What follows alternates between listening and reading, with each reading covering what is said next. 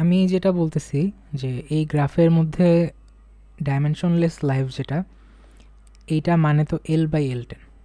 তো আমি যদি গ্রাফে এক্স অক্ষ বরাবর মুভ করতে চাই, আমি আইদার এলকে চেঞ্জ করতে পারি, L10কে কনস্ট্যান্ট রাখবো, মানে যে কোনো একটাকে চেঞ্জ করবো, একটা কনস্ট্যান্ট রেখে চেঞ্জ করতে হবে, তাই না? তো সাপোজ আমি L10কে কনস্ট্যান্ট রাখলাম, তাহলে গ্রাফের সব জায়গাতে, সব রিলায়েবিলিটিতে L10-এর ভ্যালু কিন্তু সেম হবে। চেঞ্জ করতেছে লাইফ। আচ্ছা, তো সেইভাবে কনসিডার করলে কিন্তু রিলায়েবিলিটি চেঞ্জ করলে আমার L10 লাইফ চেঞ্জ হবে না।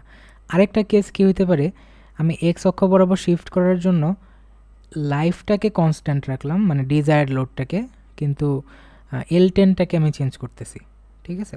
তার মানে আমাকে কোশ্চেনে বলে দিছে হচ্ছে এল এর ভ্যালু 525 মিলিয়ন রিভলিউশন, তো সব জায়গাতে লোডটা 585ই থাকবে, L10টা চেঞ্জ হবে। এইটা রাখলে সমস্যা কি, মানে প্রবলেম ক্লাসে কিন্তু স্যার এটাই করছে যে 525 ধরে, যেমন দেখ ডিজায়ার্ড হচ্ছে 525 আসছে, এই যে এই পয়েন্টটা, তারপরে এক্স বিতেও কী করছে 525ই রাখছে, কিন্তু L10টা চেঞ্জ করে দিছে, ওইখান থেকে ডিফারেন্ট রিলায়েবিলিটি L10 বের করছে। সমস্যা যেটা হয়েছে যে আমার গ্রাফে তো যদি C10 পাইতে চাই, C10 মানে কি 90% রিলায়েবিলিতে, যেখানে X10-এর ভ্যালু 1 হইতেছে, রাইট?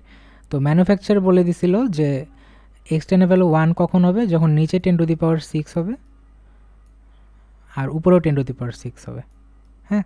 কিন্তু আমার এই মেথডে যদি যাই, আমার দেখ এক্স বি মানে এক্স ডিজায়ার যদি 1 বানাইতে হয়, 1 বানাইতে হলে 525টারে তো আমি উপরেটারে চেঞ্জ করতে পারবো না, তাহলে নিচে 525 লেখা রাখবে। মানে ম্যানুফ্যাকচারের কথাটা আমি মানতেছি না, আমি বলতেছি যে ম্যানুফ্যাকচার বলে দিছে যে C10 লাইফ তখন আসবে 525 মিলিয়ন রিভলিউশনে।